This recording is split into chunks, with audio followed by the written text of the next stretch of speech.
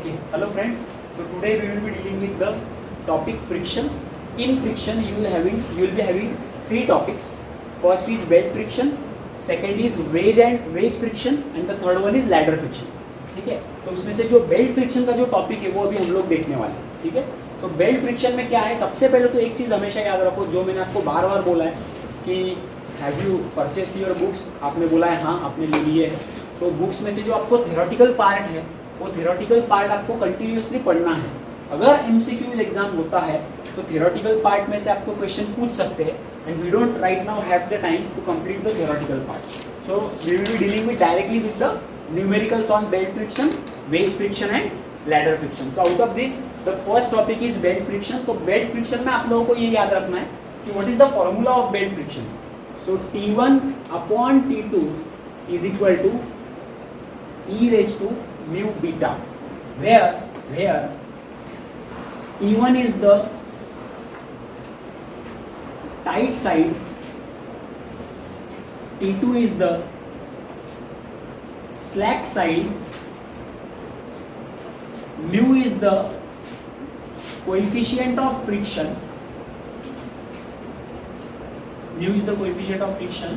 and beta is the lap angle. तो T1 is the tight side मतलब क्या, मान लीजिए आपने वो देखा होगा वेइंग बैलेंस, जो पुराने जमाने में वेइंग बैलेंस होता था. इधर एक उसका पैन होता था और इधर एक पैन होता था, बराबर है. जिस बाजू में वेट ज्यादा है उस बाजू की ओर वो झुकता था. याद है, जिस बाजू में वेट ज्यादा है उस बाजू में वो झुकता था. तो वो हो गया उसका टाइट साइड. मतलब बॉडी किस बाजू में रोल होगा. मान लीजिए ये एक पुली है, ऐसा इस तरीके से आपने उसके ऊपर थ्रेड टाई किया है. तो अगर इधर फोर्स ज्यादा होगा इधर फोर्स कम होगा तो ये आपका टाइट साइड हो जाएगा, ये स्लैक साइड हो जाएगा.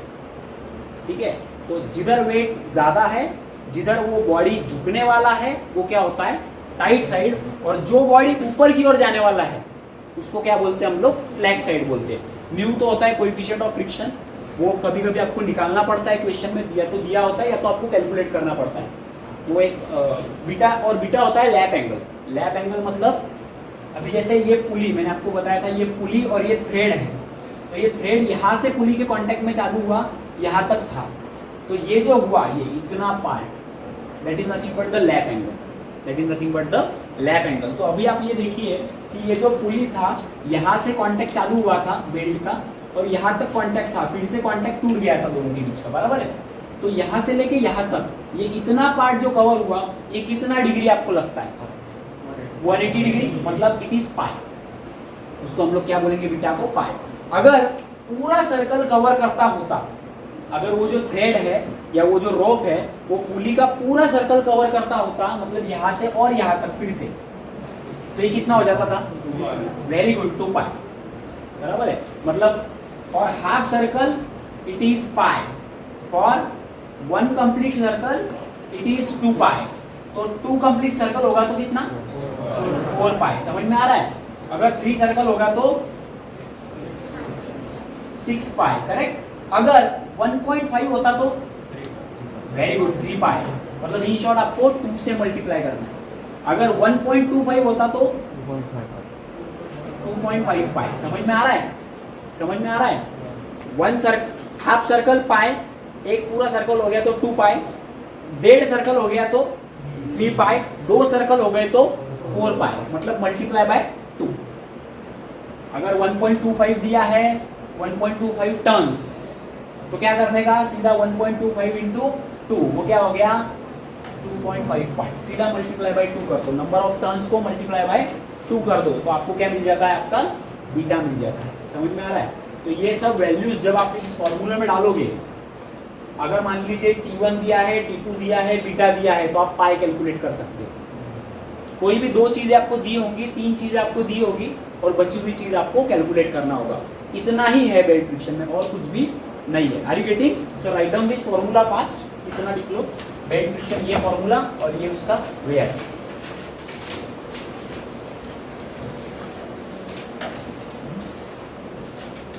Question, determine the minimum coefficient of static friction, determine the minimum coefficient of static friction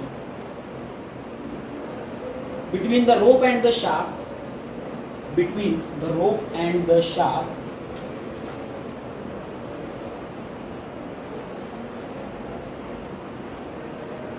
between the rope and the shaft, as shown in figure,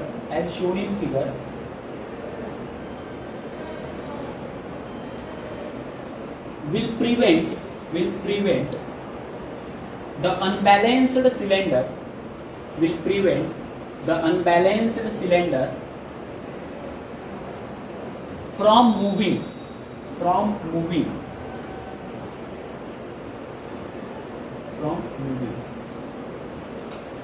So now the figure is given. The question is asked in the exam, that is May 2015. 5 या 4 mark के लिए पूछा गया question है, बहुत ही simple है. So draw this figure first and tell me which will be the tight side and which will be the slack side.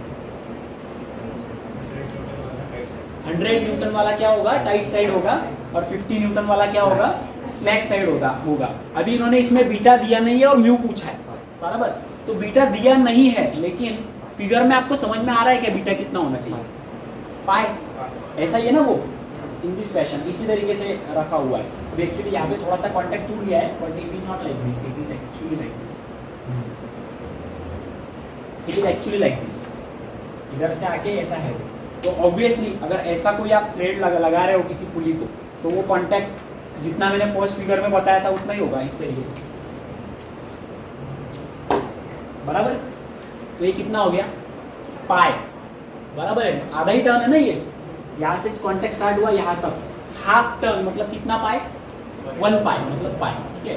So here T1 will be 100 divided by T2 will be 50 is equal to e raise to mu. तो calculate करना है, beta उन्होंने दिया है पाई, बराबर.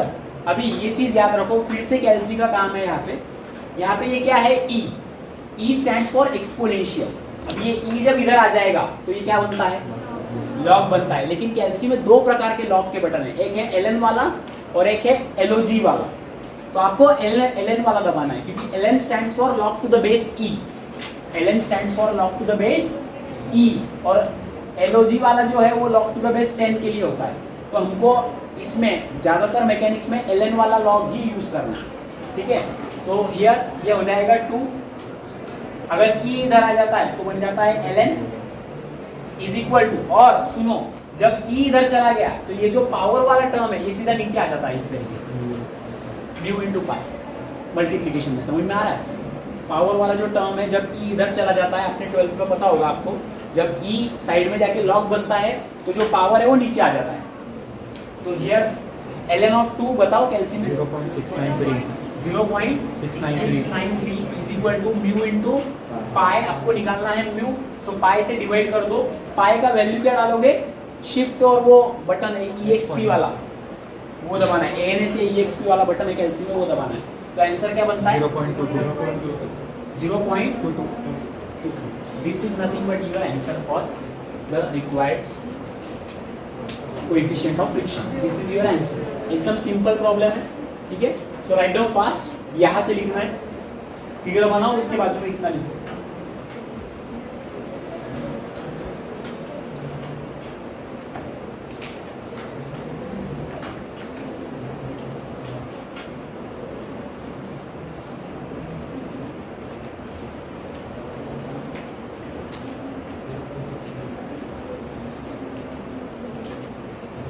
आ गया. Take down next problem.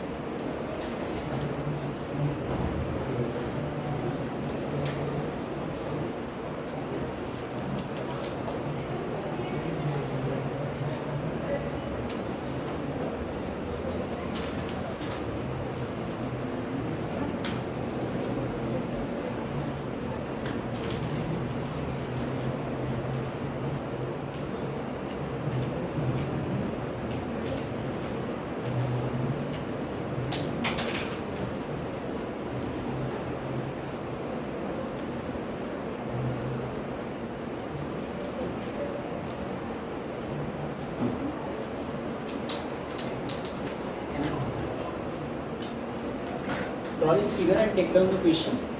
A force P is equal to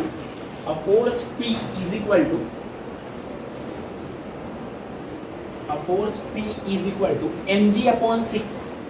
A force P is equal to mg upon 6 is required to lower the cylinder.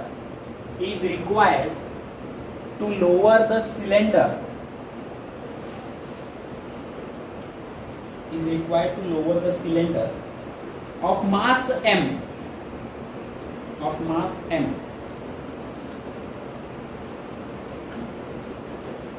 Is required to lower the cylinder of mass m.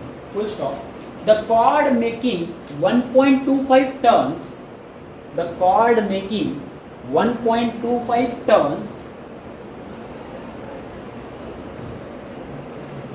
Around the fixed shaft.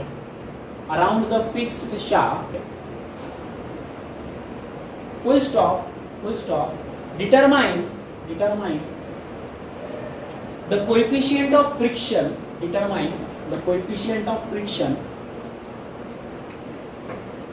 Between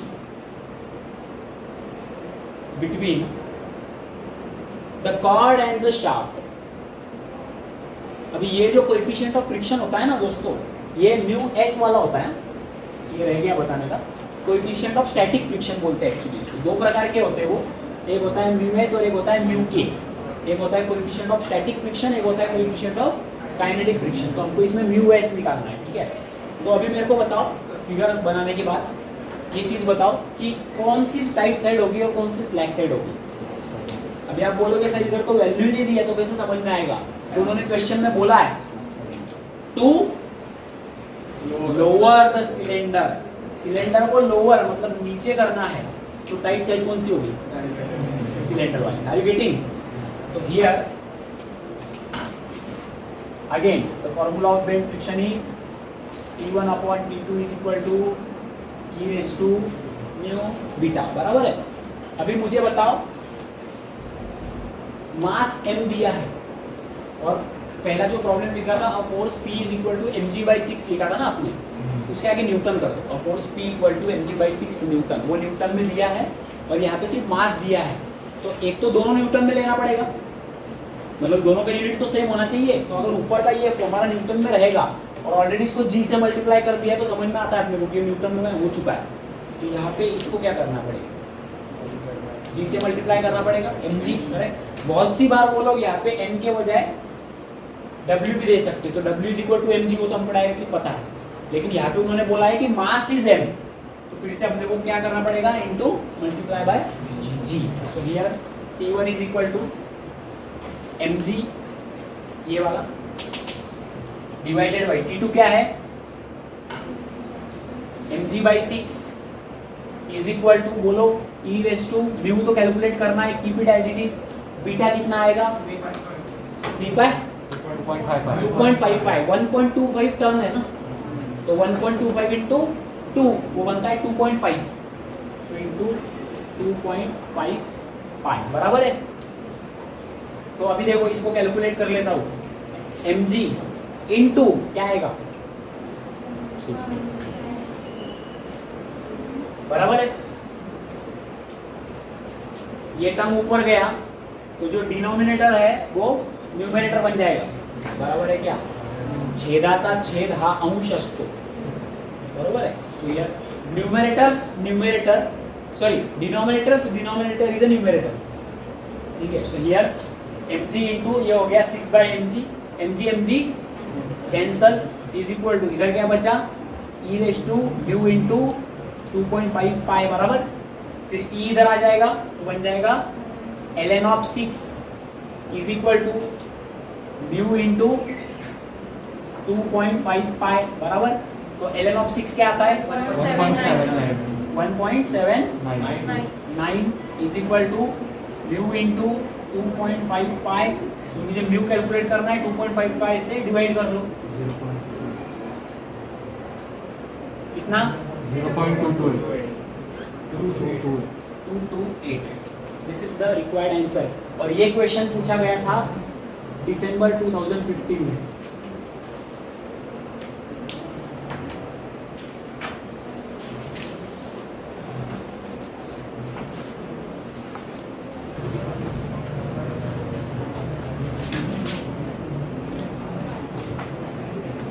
अगर किसी problem में आपको range पूछते हैं, अगर किसी problem में आप कीप साइलेंस, अगर किसी प्रॉब्लम में आपको रेंज पूछते हैं तो आपको जो T1 वाला साइड है, एक T1 है और एक T2 है, तो आपको एक बार इसको टाइट कंसीडर करना है और इसको स्लैक, और सेकंड केस में इसको टाइट कंसीडर करना है और फर्स्ट वाले को स्लैक, अगर रेंज पूछा है तो। ठीक है, एकदम problem 137 kg block,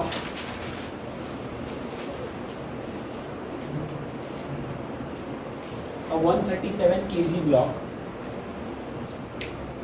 is suspended by a rope, is suspended by a rope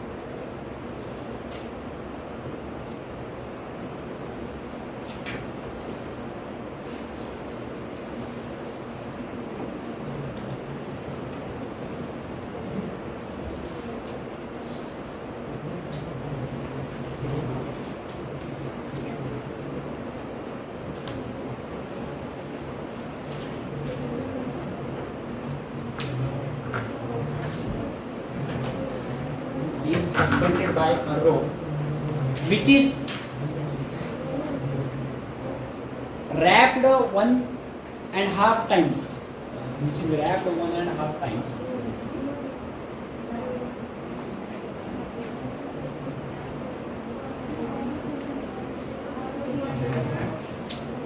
wrapped 1.5 times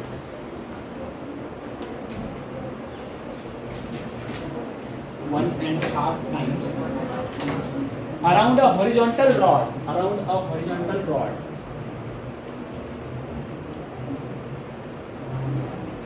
around a horizontal rod,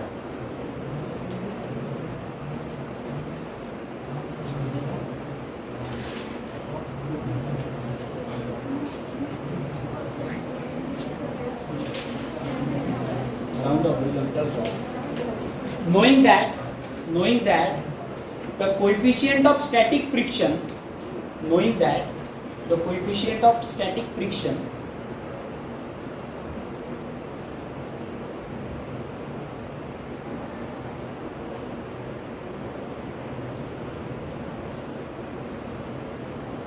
knowing that the coefficient of static friction between the rope and the rod, between the rope and the rod is 0.15, is 0.15,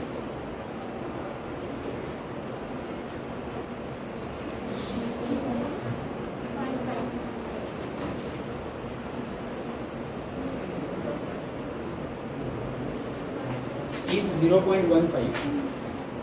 Full stop. Determine the range of P. Determine the range of P for which the equilibrium is maintained. For which the equilibrium is maintained.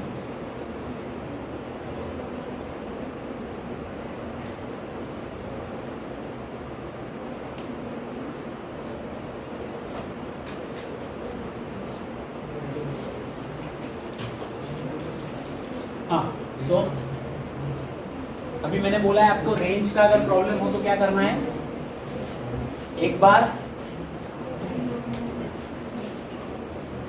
137 बड़ा होगा जो tight side और P slack होगा, और एक बार क्या होगा P tight side होगा 137 स्लैक साइड होगा. ठीक है, so let us consider case 1. P is greater than 137 kg. Okay, so क्या हो जाएगा, फॉर्मूला बोलो. T1 upon T2 is equal to E raise to mu beta. तो T1 क्या है आपका, P डिवाइडेड बाय 137 kg है, चलेगा क्या, multiply by 9.81 is equal to E raise to mu दिया है उन्होंने 0.15 इंटू बीटा कितना दिया है, कितने टर्न से बोल रहे हैं वो लोग, 1.5 टाइम्स मतलब 1.5 टर्न से मतलब 3 पाई. बराबर है. अभी ये कैलकुलेशन करना पड़ेगा क्योंकि यहाँ पे दोनों दे दिए, यहाँ पे दोनों दे दिए ना, तो ये कैलकुलेशन करना पड़ेगा. ये कैलकुलेशन करने के लिए क्या करना है आपको, कैल्सी लेना है. लक्षण सुन लो पहले, कैल्सी लेना है. शिफ्ट दबा के एलएन का बटन दबाओ, शिफ्ट दबा के एलएन का बटन दबाओ तो सामने ई आ जाएगा. आ गया क्या, आ गया ई. अभी रेस टू है तो हर बार हम लोगों को क्या करना पड़ता है कैलकुलेशन करते वक्त, अगर रेस टू का सिंबल आता है तो रेस टू का सिंबल ये है वो देना पड़ता है, लेकिन ई के बाद आने वाली टर्म को हमको रेस टू का सिंबल देने का जरूरत नहीं है, क्योंकि ई के बाद आने वाली जो भी टर्म होती है वो ऑटोमेटिकली रेस टू में ही कंसीडर करता है। समझ में आ रहा है? तो ई के आगे डायरेक्टली टाइप करो एक एलसीएम ब्रैकेट का, ई के आगे डायरेक्ट ब्रैकेट टाइप करो और ये लिखो क्या है वो 0.15 इंटू 3 और वो पाई का मतलब शिफ्ट दबा के फिर से EXP क्या है वो ANS है क्या? EXP, हाँ EXP का बटन दबाओ तो पाई आ जाएगा, आ गया 4.1 और ब्रैकेट कंप्लीट करो और इक्वल टू करो 4.1 so P upon 137 into 9.81 is equal to 4.11। Okay, तो हमको P निकालना है, ये डिवाइड कर रहा है उधर जाएगा तो मल्टीप्लाई करेगा, बोलो 327 कितना? 327 चेक करो एक बार ठीक से 4.11 इंटू 137 इंटू 9.81 552 पॉइंट क्या 552.5.3। This is your first answer. उसके बाद हमको जाना है केस 2 की ओर। केस 2 क्या बोल रहा है? 137 is greater than P। पहले P ग्रेटर लिया था, अभी 137 ग्रेटर लिया। तो बोलो फॉर्मूला वही T1 upon T2 is equal to E raise to mu beta. बोलो T1 कितना 137 इंटू 9.81 डिवाइडेड बाई T2 कितना P is equal to E raise to mu 0.15 into 3 pi. तो ये कैलकुलेशन तो 4.11 ही रहेगा ये वाला, बराबर। So 137 into 9.81 divided by P is equal to 4.11। मुझे P निकालना है तो P उधर चला जाएगा, 4.11 इधर आ जाएगा, मुझे आंसर मिलता है P इज इक्वल टू 327।